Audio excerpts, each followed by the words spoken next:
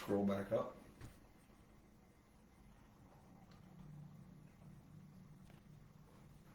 All right. I think I finally figured this out, and I apologize if anybody showed up and I wasn't here because I was having a hard time figuring out how to get this thing started. But thank you to my trusty partner. He helped me figure it out. So here we go. This video is going to be a discussion on relationships and how to get the spark back, especially in long-term relationships. I have a lot of people ask about being single and saying that, well, it wasn't applicable to them to be here because they're single. And really, this topic applies to everyone because it's not just about relationships. Really, all the best relationships come from relationships where you have the best relationship to yourself, and that's where it starts. So when questioning whether or not you should be here, absolutely come here, because that's where everything starts. And in the work that I do and have been doing now for 20 years with clients, it is about self-love first. It's about self-understanding. It's about self-connection, self-alignment, and then everything branches out from there. I often have clients call and talk about communication is many times the first thing that comes up. And really, the communication can get off track because we tend to default. We default to communicating in the way that our parents communicated to us, which often is framed in the negative. So we tend to tell each other what we want, what we like, and try to make things better in the relationship by telling each other what we don't like and what we don't want. And that often has a very negative effect, because on the receiving end of that, it doesn't feel good. And especially if there's any kind of trauma or low self-worth to begin with, then it can result in some form of reaction that could turn into one of the four horsemen of the apocalypse. And if you've never heard of the four horsemen of the apocalypse when it comes to relationships, that's from John Gottman. And John Gottman is super interesting because he does a lot of research with couples. He actually has like a fake studio where he has couples go in and cameras everywhere, and he just studies them and watches their interactions. And he's determined that there are 4 indicators that your relationship is not going to go well if you don't do anything about it. The worst one is contempt, and I think he said that it was around 88% of couples who had shown some sort of contempt towards one another. Contempt being sarcastic and biting jokes at the other person's expense, rolling your eyes, just feeling kind of disgusted. These are signs of contempt. And if it's gotten to a level of contempt in the relationship, at least John Gottman says that there's like an 88% chance that it's not going to make it. My philosophy is you might as well try and work it out in this relationship, because if you don't, chances are that it's going to follow you into the next. And what I've come to see in 20 plus years of doing this work now is that it really is more about ourselves, and it's about that self-acceptance.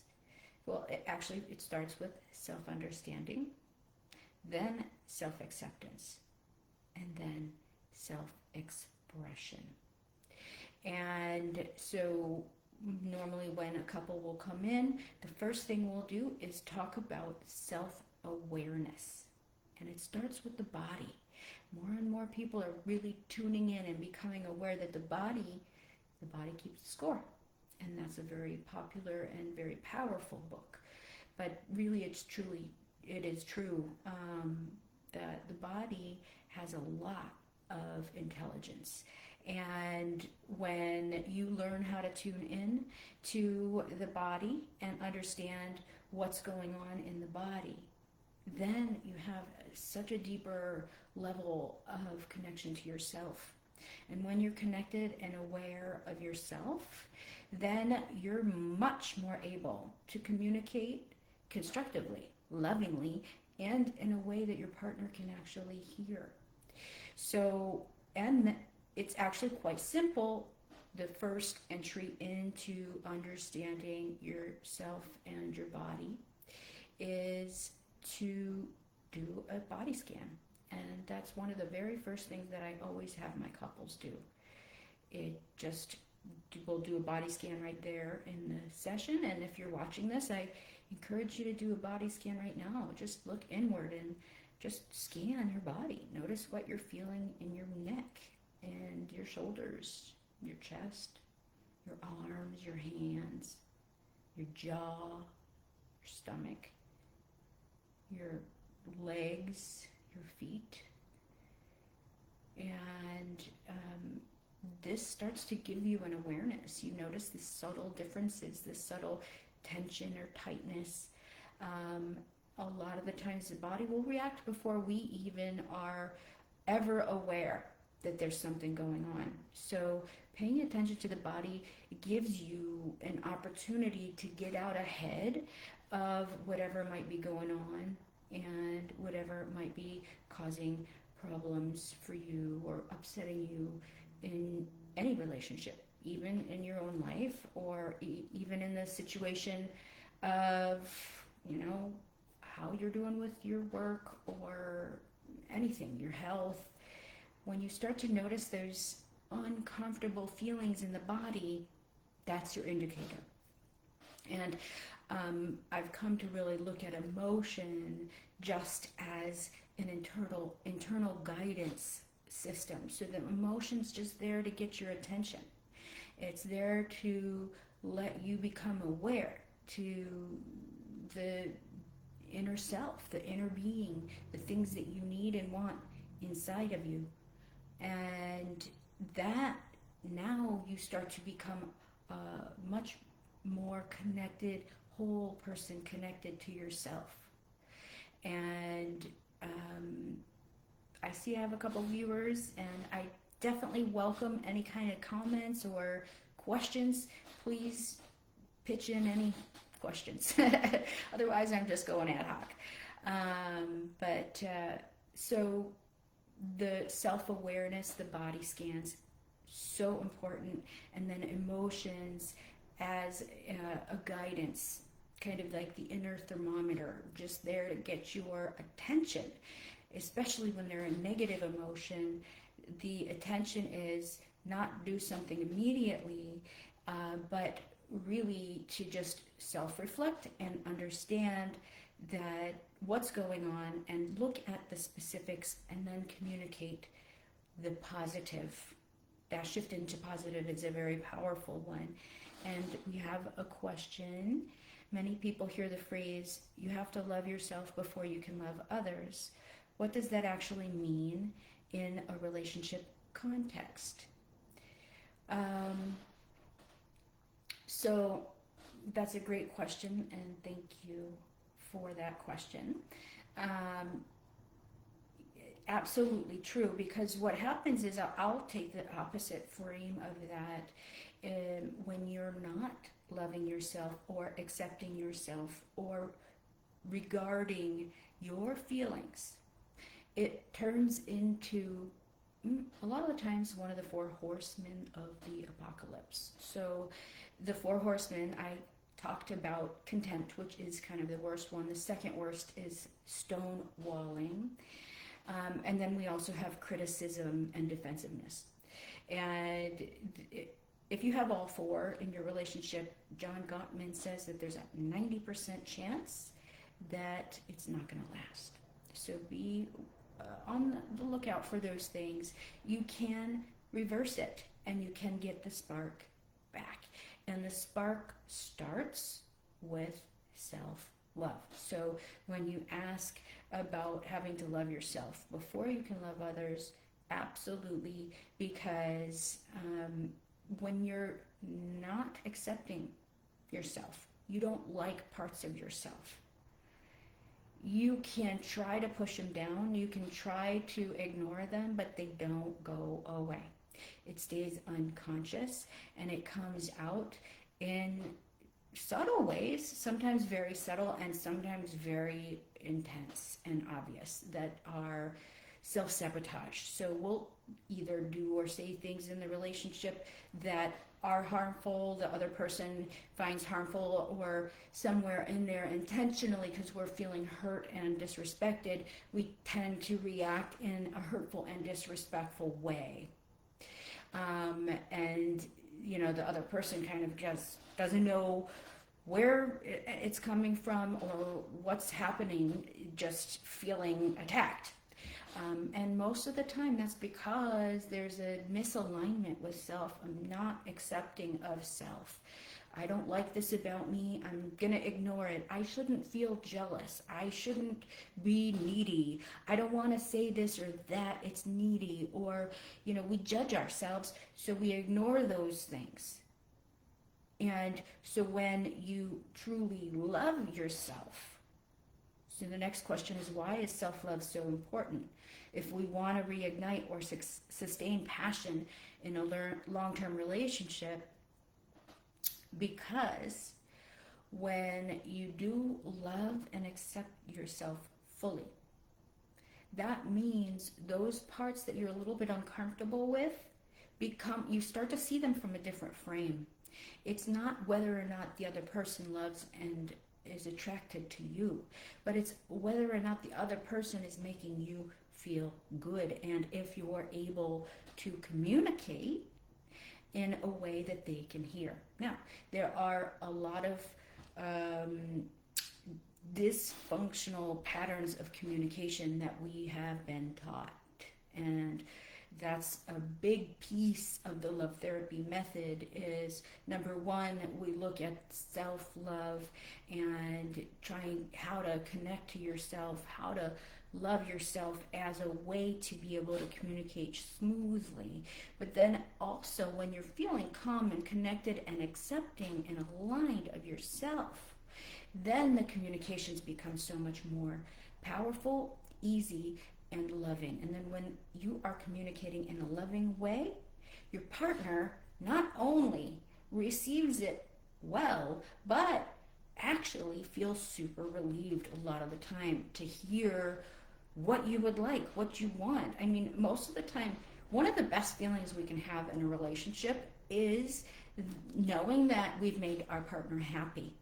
When we've done something and our partner is giddy with happiness because of it, it feels amazing. Our egos love it. And you know, the opposite is true. When we feel like we've done something to hurt the other person, especially if we didn't mean it, and then the other person is, you know, because they're smushing their emotions down and not paying attention, not aligned, and not accepting of themselves or what they need, what they want, and then they become reactive, critical, defensive, the four horsemen, or stonewall, because you just shut down, you don't know what to do or say, you don't feel good, you don't feel right about communicating, you feel like maybe a lot of a misconception that happens is that the other person should know me, or if they truly loved me, they would know. I've said it many times and we think we've said it, but it actually wasn't completely said in a way that can be heard. So when we start to change things around and communicate in a positive way, then the communications changed so dramatically. It's almost magical. Um, so, what are some daily practices that couples can do individually to nurture their own self love while also strengthening the relationship? The number one tip is the body scan. Really, because we're so cut off from our bodies in general in this society. We are just taught, I think, therefore I am. And, body emotions, body intelligence, heart intelligence, which is super interesting, a whole nother topic. But, and gut intelligence, actually, too.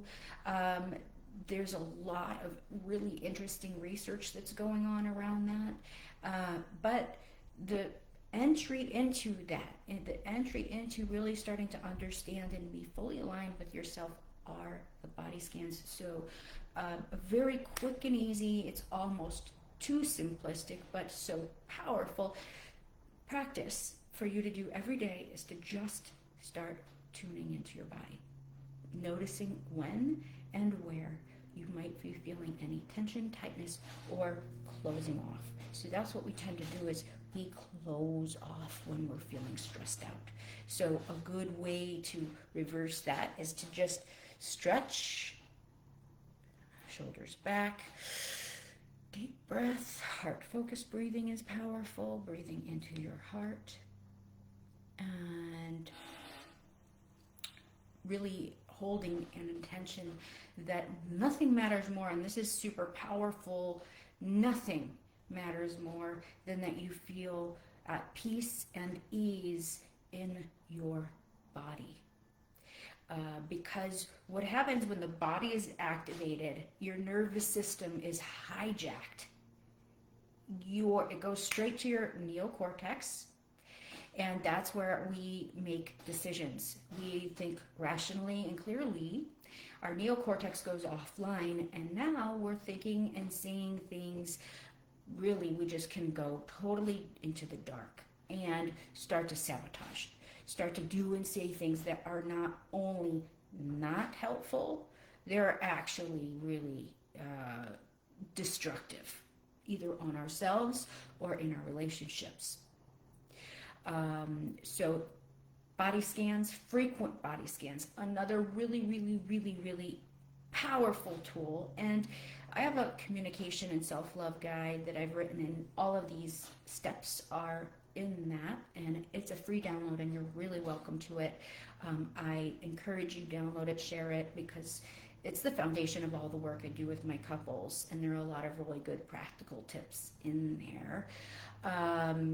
Lovetherapycenter.org is where you can get that. I think I'll figure out how to put it to this video too, but at any rate, another really powerful tool is to agree with each other beforehand that if either one of you is activated and you're noticing your nervous system flying and you're emotional, you start to notice that by doing the body scans, right?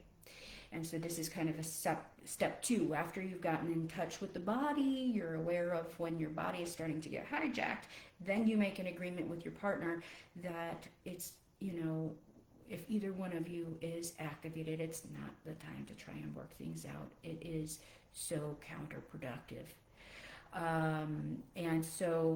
And if you do that, I like to have a word or a phrase, usually something funny or kitschy, or sometimes it can be just something loving, like giving each other a hug. Hey, I'm flooded, I gotta go cool off. Or monkey butt, I say in the communication and self-love guide.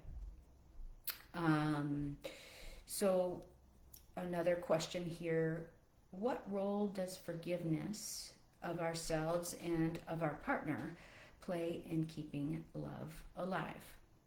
Well, it's interesting because for years, forgiveness was this concept that I thought, well, I know what forgiveness means, but I know it here. I didn't know it here. And really, the point of forgiveness isn't about the other person at all. It's about yourself. It's about freeing your body, freeing your nervous system. And forgiveness does not mean accepting something that is unacceptable.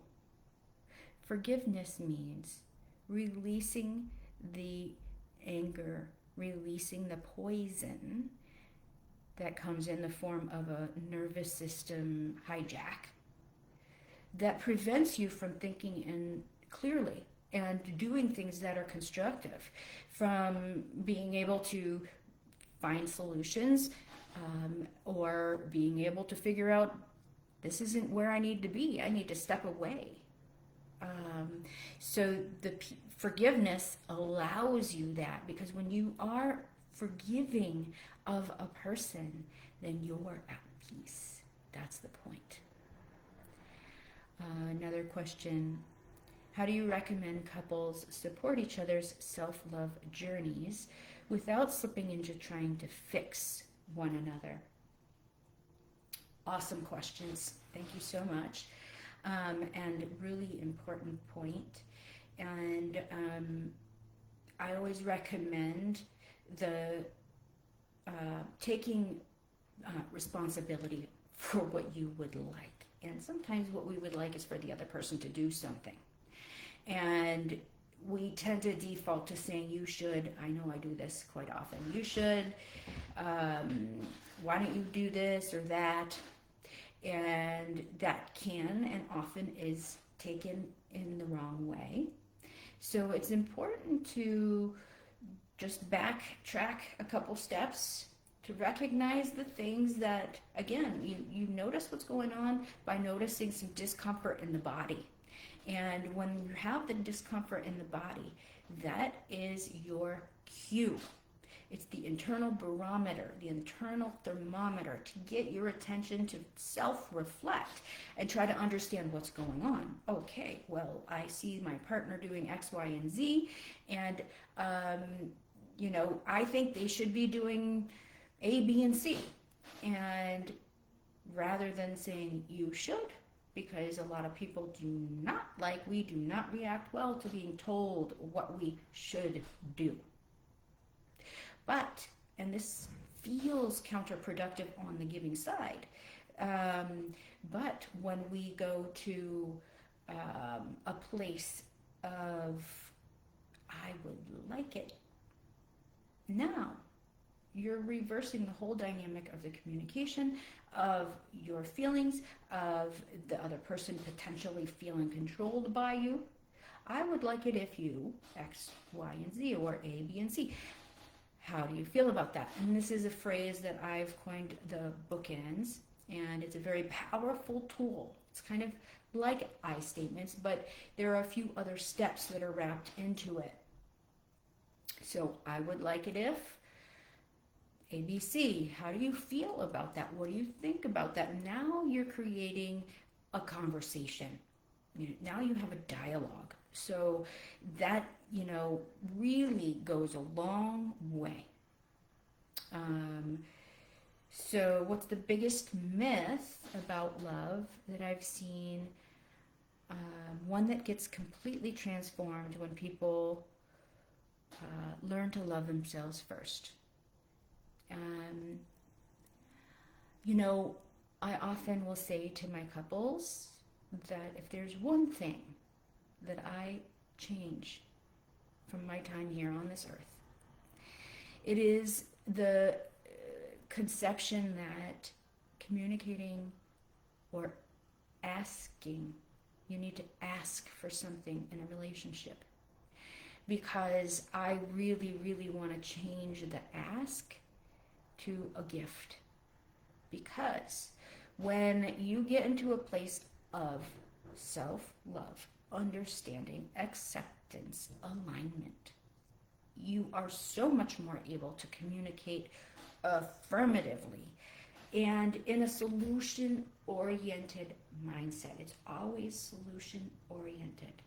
And so changing the idea that you're asking for anything in a relationship, because people will tend to not do that, or it creates a power differential. which is uncomfortable for everybody. Rather, you communicate in the affirmative by telling each other what you would like, what feels good to you. You do that by you start by trying to understand the other person's perspective. You communicate what you would like, and then you ask them how they feel about it. And that is a very, very big shift. It really, really does. It's almost magic.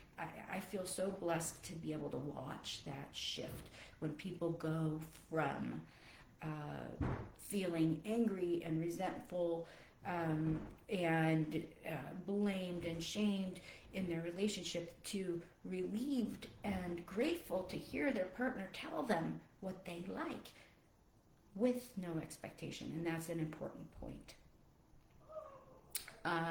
Another question here: can working on self-love and therapy actually reignite the fire in a relationship? And if so, what might that process look like? All the time. Because what happens is when you're not in a self-loving place, you're not communicating. You don't love yourself. You don't respect what you feel or need, so you don't communicate.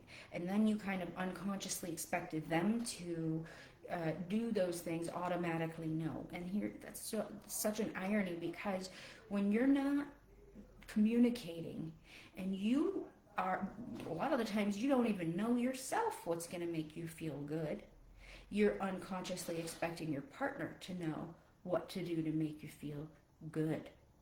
And that's why when we start to work on self-love and therapy and start to feel more relaxed and at peace with ourselves, then the communication becomes so easy and really, really well received. It's, I can't even stress how magical it is to watch the shift. And then what happens when you start to communicate is your energetic walls.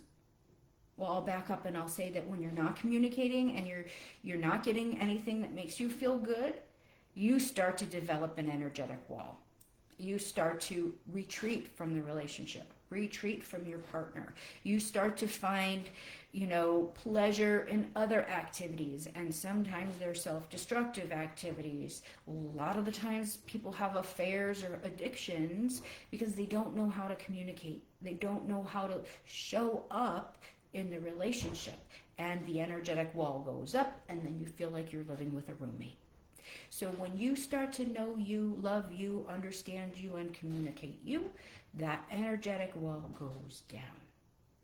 Then, once that happens, especially if there's been a lapse in intimacy, we can start to work on the intimate part.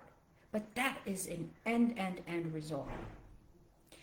So just a few more questions here, and then I'm going to wrap up for today. And thank you for showing up. And if you enjoyed this, please show up again. I have another live on September 30th, same time. And if you have any questions beforehand, you can't make it, please throw them out there. I'm happy to cover any questions that come in between. And if you're curious, again, check out the website, lovetherapycenter.org. You can download the free communication and self-love guide. And if you're facing some problems in your relationship, I invite you to schedule a free, no pressure, no conditions consultation, and see if it's the right path for you. So just a few more questions. Here we go. How do healthy boundaries connect to self-love? And how do they keep relationships balanced? Healthy boundaries, it's really just all about that same thing that I've been talking about, is that self-awareness and acceptance. So you have to really know and accept yourself in order to be able to communicate. And when you know and accept and love yourself, love what you find when you self-reflect, then the communication is so much easier. And then, when you're conscious of communicating in a loving way and in a self-empowered way, that I would like it if, which when you're saying I would like it, you're saying to your inner self, I matter. What I want, what I like matters to me. So I would like it if, positively framed, specific statement, how do you feel about that? And that is boundaries. It's not a hard yes or no. In fact, I tend to try to stay a few steps back from solid yes and no, right? Because it's usually not so black and white. Why is self-love so important if we want to reignite or sustain passion in a long-term relationship? Self-love is so important just for all the same things that I've been mentioning, and that, it clears up the misalignment with yourself, the misunderstanding, and the rejection of what you really truly want and feel and need. And because what happens when we reject what we truly want, need, and feel, we're not off the hook. It stays in there, and it's like an infected wound. It can fester. Our emotions, unexplored, unexpressed emotions, tend to fester and often will turn into one, if not all, of the four horsemen: contempt, stonewalling, criticism, and defensiveness. And those are all the end result of an unexplored, unexamined, unaccepted self. So that's why self-love is so important.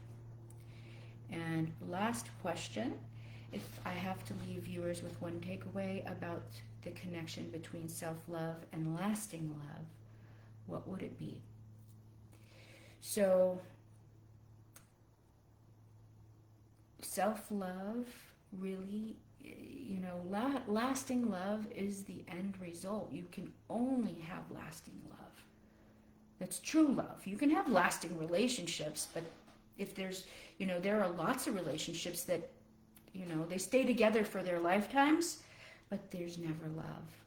Or maybe there's a certain amount of love or tolerance, but true love, true lasting love,